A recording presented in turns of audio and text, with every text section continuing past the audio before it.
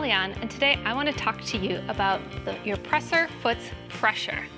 This is a really important tool when you're quilting and when you're piecing your fabrics to make sure that your presser foot is applying the right amount of pressure to your fabric. We'll talk about the different kinds of pressure that you should be aiming for when you're piecing and when you're quilting. So let's start with piecing. When you want to adjust your presser foot pressure, on my machine, it's over here in the settings. I'm going to look at my presser foot pressure, which looks like a downward arrow on my foot. It's set to auto, but if at any point I feel like it's not applying the right amount of pressure, I can press the plus or minus buttons to adjust it. On your machine, this might be a knob on the top of your machine, and sometimes it's on the side. When you're piecing, you want to apply more pressure to your fabrics. That's because you have lighter fabrics and you don't want them shifting around under your needle. So we'll start sewing and we'll see how our pressure is, and we'll adjust it if we need to.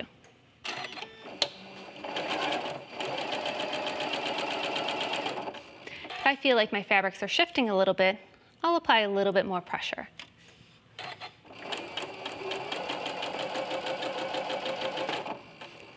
That's better.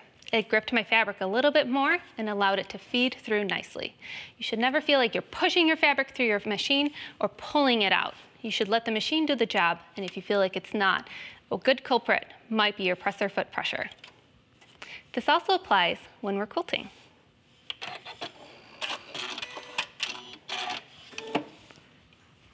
Because when we're quilting, we're using more fabrics or heavier fabrics, we're going to want to apply less pressure. This is really important because when you have too much pressure is when you're pushing that fabric and you're going to end up with puckers in your quilting. A good way to test this before you start your next quilting project is to take out a piece of scrap quilt sandwich. So here I have my quilt sandwich, and we're going to test our presser foot pressure by feeding it across the quilting, feeding it across our fabric in opposite lines of the quilting that I've already done.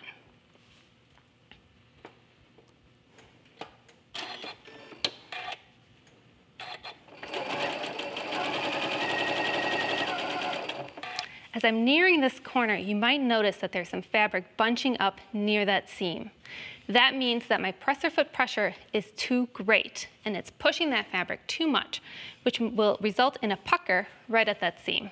I'll keep sewing and you'll see what I mean.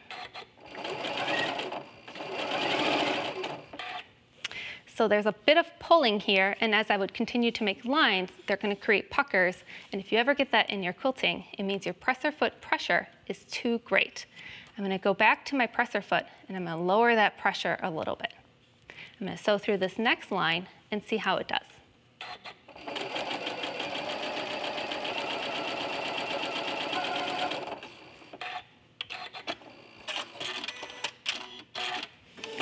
That one went much better. I had a nice even stitch that went across, and I didn't feel like it was pulling on the fabric as much. That's what you're looking for, and it's always a great way to test before you get to your quilt that you've spent lots of hours on to make sure that when you're quilting, you're going to have less frustration and a much happier time doing it. Presser foot pressure is just one of the things that might be causing issues in your quilting. Let's talk about some other ways that you might want to troubleshoot if you're having some issues while quilting. One thing is to use a walking foot. For demonstration purposes, I just have a regular foot, but a walking foot is always essential when doing any sort of quilting. Another thing to think about is your stitch length. When I'm quilting, I like to move my stitch length up to about a 3. It's nice and long, helping it to feed through all of the layers nice and even. A too close of a stitch, and it tends to push itself together and cause a little bit of tension. Something else to think about if you're still having some trouble is to take out your bobbin, take out your thread, and rethread your whole machine. Sometimes that can solve a lot of problems. While you're taking out your bobbin, you might want to look around the bobbin casing. Have you cleaned it in a while? That could be causing some issues in your quilting as well. And when you're starting a new quilting project, it's always a great idea to put in a new needle.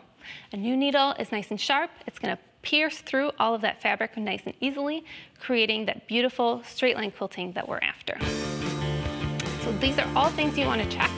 If you're still having some issues, it might be your tension, and that might be something that you want to check your manual for.